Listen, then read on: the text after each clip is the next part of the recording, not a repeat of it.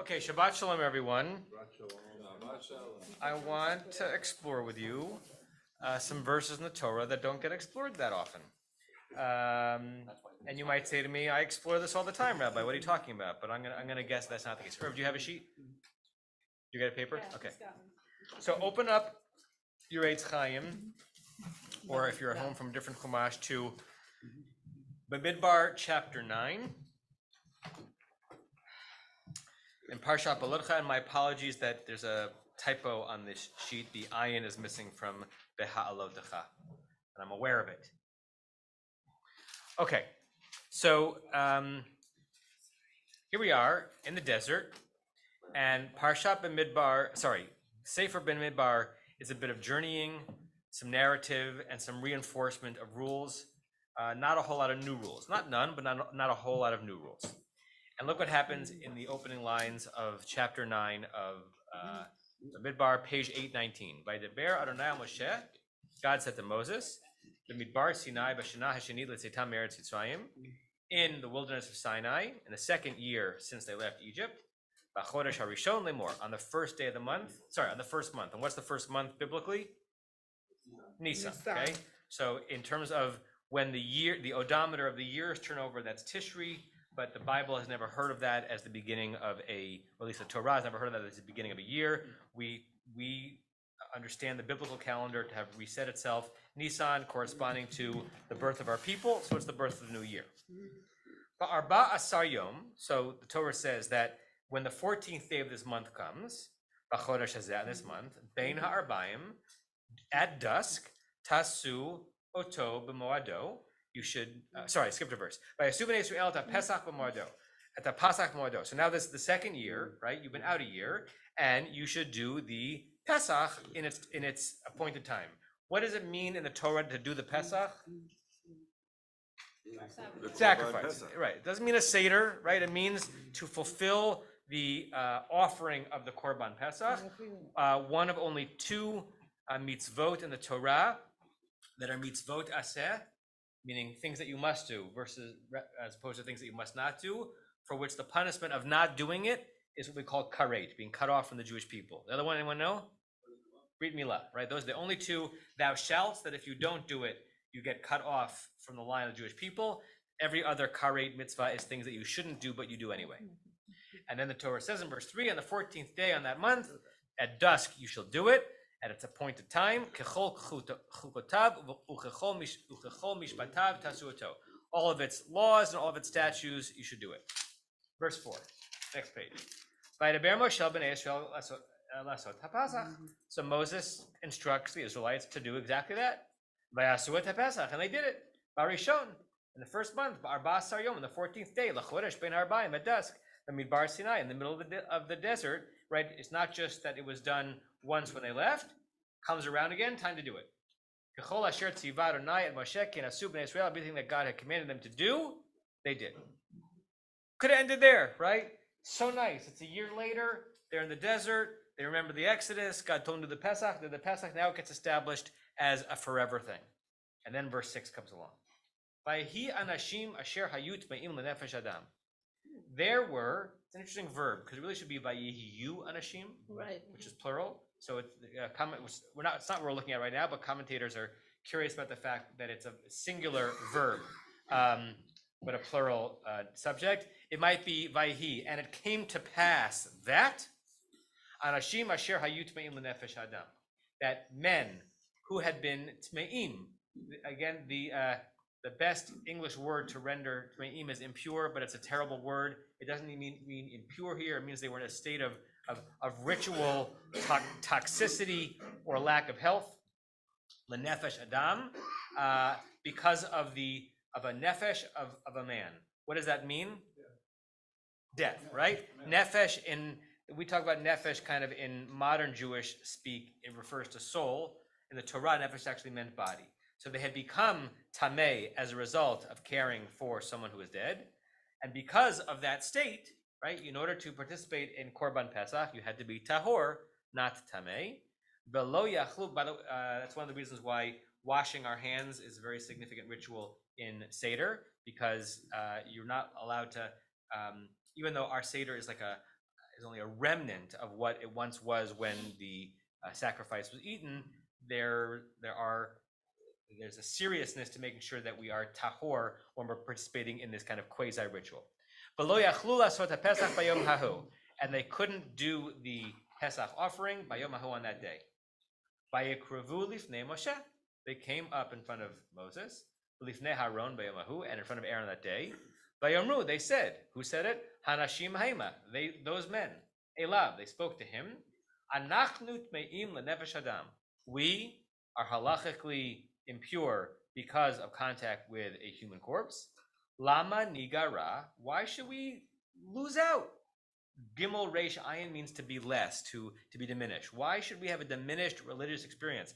This is our first time since Exodus night that we have an opportunity to commemorate Exodus night. It's been a year ago. Why? Just because we happened to come into, we didn't ask to be coming into contact with someone who's dead. Why should we miss out on being able to fulfill this ritual? Levilti hakriv et korban Adonai. Why should we not be able to offer the sacrifice? We would like to.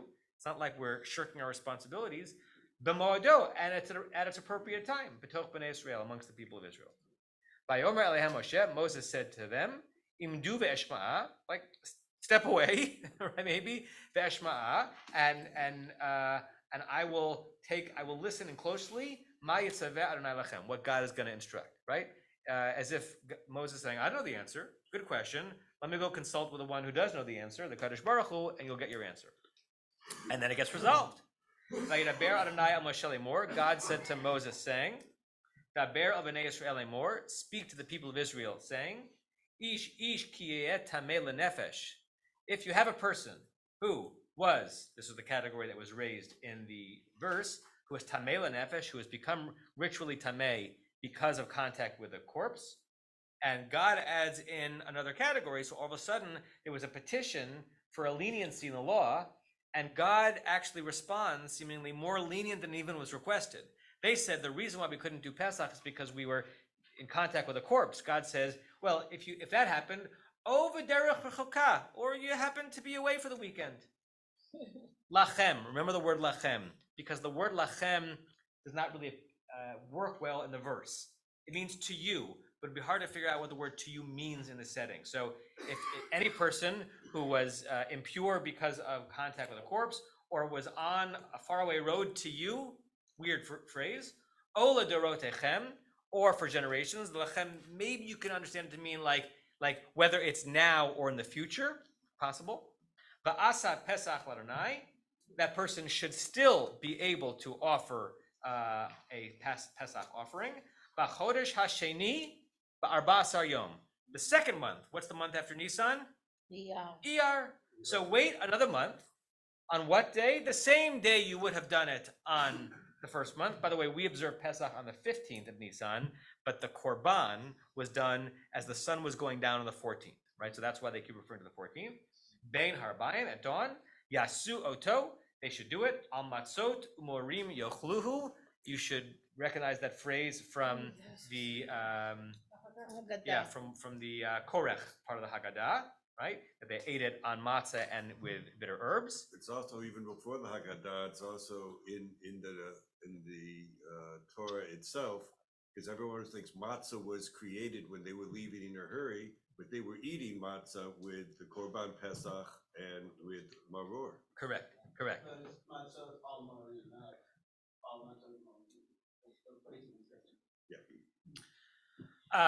The Torah continues, Lo yashiru mimeno ad boker, don't leave any over until the morning. Ve'etzem lo yishbruvo, don't break any bones. Kechol chuchat pesach yasu oto. Okay, basically do it as you would have done it the first time around. So basically, in Parshat B'ha'alotekha, some people complain. They complained that they were not able to participate in a key ritual that commemorated their exodus from Egypt. They ask for a do-over. God gives a do-over, and God gives a do-over more leniently than they requested. There, you can ask endless questions of this, but there are classically two questions that are asked on this ritual, known as Pesach Sheni, the second Pesach, right? One is, why did God accede to their request? Why did God build into halakha and Jewish practice the notion of Yeah, you missed out, do it again. You miss Hanukkah, do it the next week. And then the concomitant question is, why only for this, right? Why was it offered, and why was it only offered here? Because, as far as all of us know, there is no other ritual. You can't do Purim 2 days late. If you miss Hanukkah, you were traveling, you don't have a Chanukiah, even though Hanukkah, some people see, is a replacement for a Sukkot that was done late when the Israelites finally got back, and the Jews got back to the temple after it was desecrated, and they couldn't have done Sukkot on time. There's no other ritual or no other mitzvah that is that we know of that has a certain time where you're supposed to do it, that if you miss it, even for a legitimate reason, you're able to do it another time. So why does God say yes? And why does God say yes only to this? So let's hear a couple of answers on the table. Pass the mic as much as possible, because I do want the people on Zoom to be able to hear. Barry, I know it'll be a little clunky to pass it around, but it's worth it. Well, it's been said already. It's one of two commands. If you don't do it, it's karet. So I see. So since the stakes are so high for doing it, we're going to give you a chance to do it, and we're going to give you credit for having done it in its own time, even though you didn't do it in its own time. It's God's command. I mean, it's not fair. Yeah, it's an interesting comment, because while you can't do a bris early, you can do it late, right? So one shouldn't do it late, but if you didn't do the bris on the 8th day, you should still do it on the 9th. And if you didn't do it on the 9th, you should still do it on the 10th, right? It's not that it's worked into the Torah that, if one misses a bris, one does it then a week later, but you can still get quote unquote credit for doing a brit milah even if you do it at the right time. Alan? No, I'm just holding the mic. Other questions or other possible answers? Yes, Judy. Thank you, Rabbi. It's the first time reading this that it occurs to me that this example is incredibly significant, because it becomes, to me, almost a foundational text for when, if for whatever reason, a person can't do it, but they are yearning to do the mitzvah. And the answer is do it, but the second month, the 14th day. And the answer then implies do it, but with a great sense of kavanah and individual responsibility, that to the best way that you are able to do it the right way. Great. So what Judy says is going to connect to the last source we'll look at eventually, that maybe what this is connected to, what's significant here is not only that it's Pesach, but that they were yearning, they were begging, they were pleading. They wanted to not miss out on this opportunity of connecting with God. And the answer is, we're going to respond to that yearning, but you can't just do it willy-nilly. You have to do it on a particular day, at a particular time. It's not that you can do it whenever you want, and you have to do it to all the specifications. Great. Anyone else before we look at some of the sources? Sandra? Perhaps it has to do as well with the importance of remembering our foundational story. So what Sandra's offering is that maybe it's not just a kind of a halachic thing that if you don't do it, you're karet, but this is not just any holiday. This is a holiday commemorating our birth as a people, and if there's any holiday for which we would say, yeah, of course you should make it up, it's this one. Purim, not a big deal. Obviously, Torah didn't know from Purim. But, Sukkot, you can make counter arguments for why any other holidays is not as significant. Maybe this one. Okay, let's look at some of the commentators who are answering several different questions on the material. The first source is Ibn Ezra, Spanish commentator, a grammarian, and a dactykan. He's very, very, very focused on the specific language of each phrase. On the phrase "Vayihi Anashim," this is what he says: "Lo yitachen sheyeh machaneh Yisrael gadol v'shelo yamutu sham meitim b'chol yom." It doesn't make any sense that there would be a camp of Israelites that big that would not have people dying every day. That's all he says. I'm asking you, what is he saying? What is he saying, or in what way is he weighing in on what's going on here? Norm, and then Barrett. Always there's going to be somebody who has this problem. Every Pesach, there's going to be somebody who has this problem, who will have been involved with taking care of a dead person, or for some other reason will not be able to participate in Corban Pesach. Okay, so what Norm is saying is that this is a regular thing. What question do you think that Ibn Ezra is answering?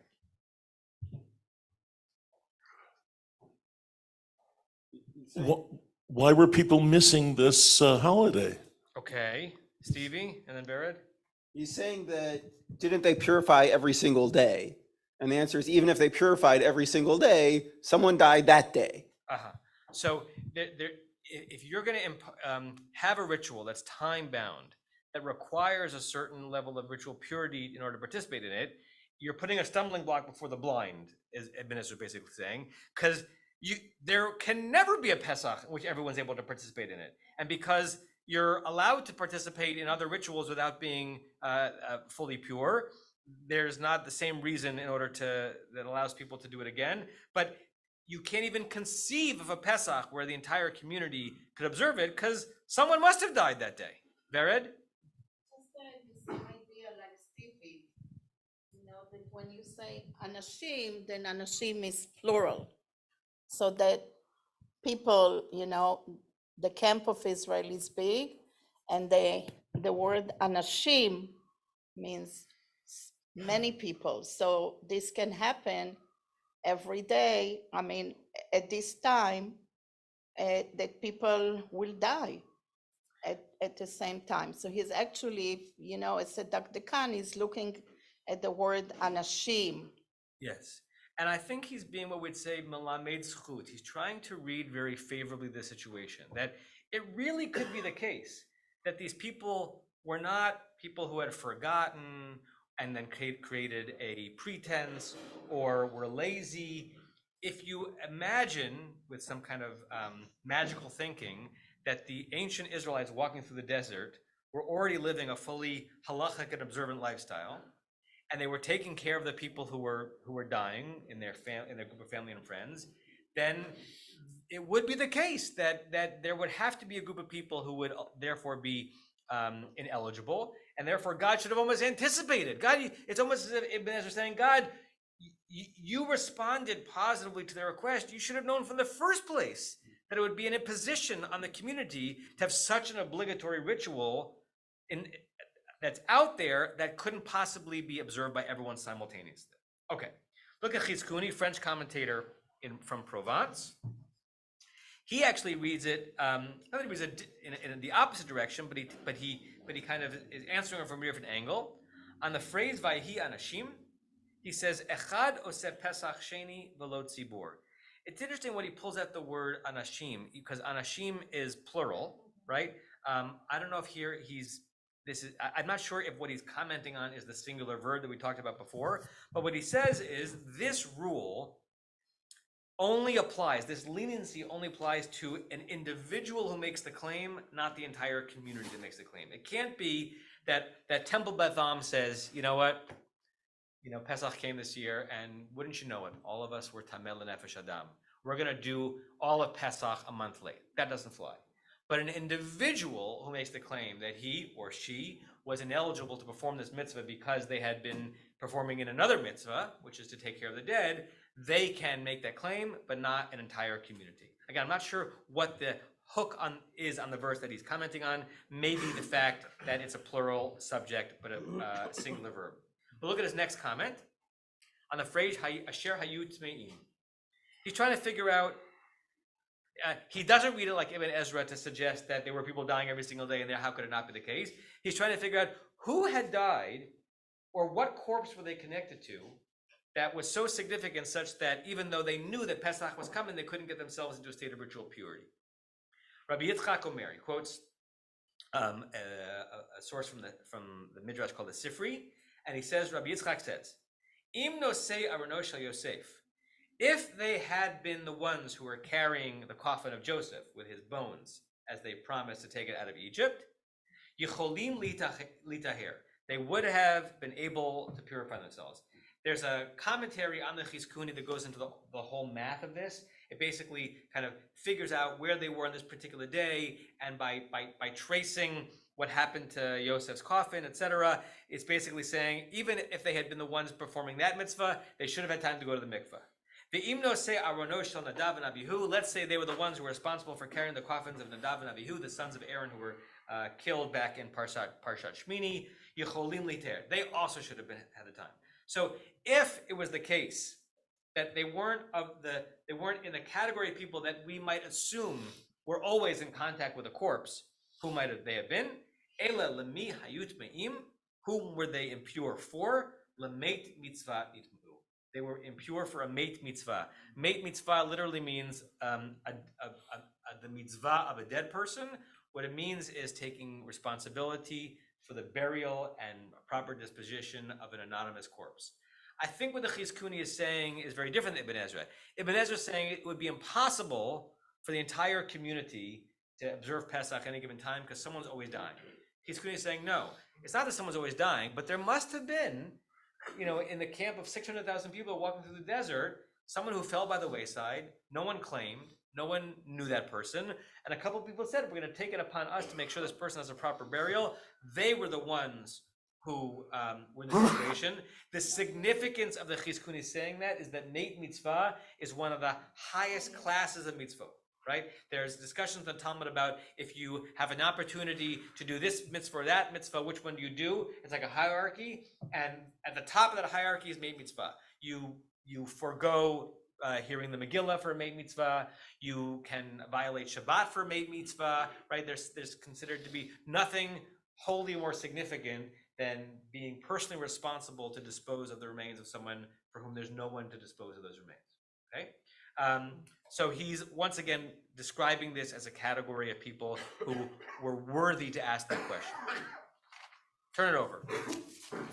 That's so far we've dealt with the question of why there were even people in that category at all. Now we're coming to the question, perhaps, of why it's an important paradigm in Jewish thinking and why Pesach itself. Okay. Anyone ever heard of the collection called Marshall? Can someone give Marshall the microphone? Yeah. I don't understand a certain word, the first word. Of what? Vayhi anashim. That's singular. Right. Vayhu anashim. Right. And if you look at the tropes are a conjunctive trope. Right. It didn't make sense to me. Yeah, I mentioned that. That I'm not quite sure. It would make sense if they were disjunctive trope, as if the Vayhi were, and it came to pass, right? Yeah. And maybe that's what Chizkuni is talking about, focusing on the singularity of the verb, and why he says that only an individual can make this claim, not the community. There was a case. There was the case, Vayhi, And therefore. like Vayhi acharei advarim ha'ela, right? Right. Sorry. I didn't catch it when you said it the first time. All good. Going back. Anyone know what the Hayom Yom is? Collection. It's a collection of wisdoms and witticisms for each day of the Hebrew calendar from the Lubavitch tradition. Some of them attributed to Rabbi Shneur Zalman of Liadi, who's the founder of Lubavitch. Some attributed to Menachem Mendel Schneerson. But if you're a Lubavitch or Chassid, this is like your daily boost of insight and wisdom. Okay, and it's written in Yiddish. So it's been a long time since I had a Yiddish text on a source sheet. So what does the Hayom Yom say for the 14th of Iyar? The 14th of Iyar being the day on which Pesach Sheni would be observed. This is what it says. Pesach Sheni Inyano is. So the Inyan, the matter of Pesach Sheni is the following. Es is nitte kein Farfallen. There's no such thing as failure. Whatever you feel about Hasidic readings of text, try to dive into what's beautiful here, right? He's trying to pull out a macro principle from a micro halakha. It's really a pre-halakhic notion, but from a micro ruling of the Holy One about Pesach Sheni. What's the underlying or overarching wisdom going on here? This is teaching us that there's no such thing as a final failure. Farfallen is a great word. Farfallen, you can even see the word failure in the word, right? Farfallen reminds me of far-fetched, which also sounds like it should be Yiddish, but it's not. Farfallen somehow is strong in it. It's like fallen. It reminds me of the concept of a fallen angel, of really an abject kind of a failure. Right. According to Lubavitch, you're thinking that You shouldn't even think the concept exists. If you fall or if you fail, you've deluded yourself because there's always an opportunity to get up. Men can alle mal verrichten. You can always fix it. There's no failure for which there's no fixing. Afilu misha yatameh, even if you were a schmutzedika person. And that's what he means when he's quoting the word tameh here. He's not reading it in context. Not saying even if you had come into contact with the chorus, but even if you are a tameh person. Misha ya b'derech rechoka, or you were on a distant road. What he means by this is not travel. You would straight off the derech. This, by the way, is, whatever you think about them, Lubavitch philosophy, right? There's no Jew that isn't ripe for being mekarev, for being brought back into the fold. Unafilu lachem, and even if it was lachem, he's doing something very interesting here. I say he, I'm not sure which he it is. I don't know if it's Shneur Zalman, I don't know where it stems from. Look back in the verse itself. Look at verse 8, 10. Remember I told you about the word lachem that is weird, that it's hard to figure out what it's for? The Torah says, Ki yet tameh lenefesh, if you were tameh lenefesh, o b'derech rechoka lachem. The word lachem is out there waiting to be drashed. What Lubavitch says about it, even if the reason that kept you away was not mitzvah, but it was for your own benefit. It was for you. You were doing something else. It was more convenient. You were taking care of yourself. Even if the reason why you strayed and didn't perform that mitzvah on time is because you were doing something pleasing to yourself, as dos is given b'rtzono, and you intentionally missed it. You intentionally missed Pesach last year, right? This is the part of Lubavitch philosophy that I can get behind, even though I'm not always a fan of their methods. But their approach is, you missed Yom Kippur last year? Good news, it's coming up again. You missed Shabbos last year? You didn't light Shabbos candles? In 3 days, you have the chance. You didn't put on tefillin yesterday? I don't care. Put on tefillin today. My father, by the way, who grew up the son of a Reform rabbi, has put on tefillin once in his life. I always say that my personal minhag on Chol HaMoed is that I follow my father's minhag and I don't put on tefillin. He's put on tefillin once in his life. At Ben Gurion Airport right before boarding a flight, he got Lubavitch and he put on. It's only I was right. And you know when I'm sometimes exposed to that, I sometimes I get a weird feeling. You know, is that really what Torah is about? Is like, you know, finding the Jew on the street and bringing the Mashiach by wrapping tefillin. But if you break it down, what they believe is it does not matter to me if you have failed in your approach to mitzvah every single day up until today. Today you have an opportunity to fix it. There's something beautiful about that, even though I'm not completely comfortable with the methods. As dos is given b'rtzono, it was in your will. I don't know how to pronounce this. Fundestvegen ken men metaken zayin. I guess fundestvegen means nevertheless, deliberate. Yeah. So you can fix it.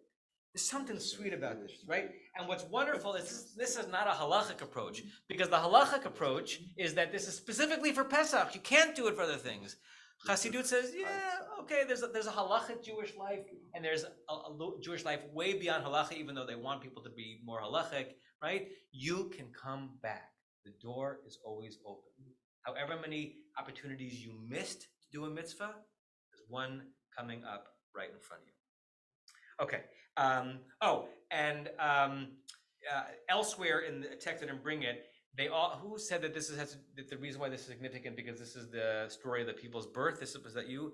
They said that because Pesach is the birth of peoplehood, it was important in a Lubavitch philosophy to say that the birth of the people had built into it the notion of you've never failed so much that you can't succeed again, right? And that's why this came through Pesach and not any other mitzvah, right? Built into the birth story of our people is that a Jew has never failed so much that he or she cannot come back into the door. Okay? I'd like to think we feel that way in our community as well, but we're not as proactive about sharing that message on the street. Okay, and the last source, what time is it? Okay, we're okay. It's also a good life lesson. It's a wonderful life lesson, yeah. It's a wonderful life lesson, except that sometimes life is not that way. Sometimes one has failed too much and certain opportunities are no longer there for you. But you certainly want to teach your children that when you fall down, then it gives you an opportunity the next day to stand up, right? Okay, another Hasidic text, Shlomo HaKohen Rabinowitz. What I think he was the first Radomsker Rebbe, either the first or the second, 19th century. And he's asking the question, why Pesach and nothing else? Sorry, not asking why Pesach. He's asking why does the story produce a second chance in this particular narrative? Lo matzinu b'Torah shum mitzvah hakfua b'moed sheyesh la tashlumin b'zman acher. We have not found in the entire Torah any mitzvah that is established at a particular moment, as opposed to tzedakah. You give tzedakah whenever you want to. There's not like you have to give tzedakah on a certain day at a certain time. There's no other mitzvah that has tashlumin. Tashlumin means makeup at another time. Rak bekorban Pesach bilvad. Only when it comes to the Corban Pesach, kav'at Torah zman sheni l'kiyum mitzvah, that the Torah established a second opportunity of the mitzvah. Lama? Why? Lefi shehayu anashim Yisrael shehit amtsu v'hishtadlu l'kayem et mitzvah. According to the Radomsker, why does God say yes? Because they wanted it so badly. Because they were people of the Israelites that endeavored and tried so hard to do the mitzvah. We take them for granted. We take it seriously. Maybe he's like almost connecting to what the Chizkuni said. The only reason that they kept away from Pesach is that they were performing a mitzvah even more important than Pesach, which was the mitzvah. They wanted it and they yearned for it. Shayumit Chananin, they were pleading. Umavakshim, and they were requesting, Lama Nigara, why should we be diminished from doing mitzvah A just because we're doing mitzvah B? They wanted it so badly. And he learns a wide teaching from this. So too the grand redemption of the Jewish people will happen in this way.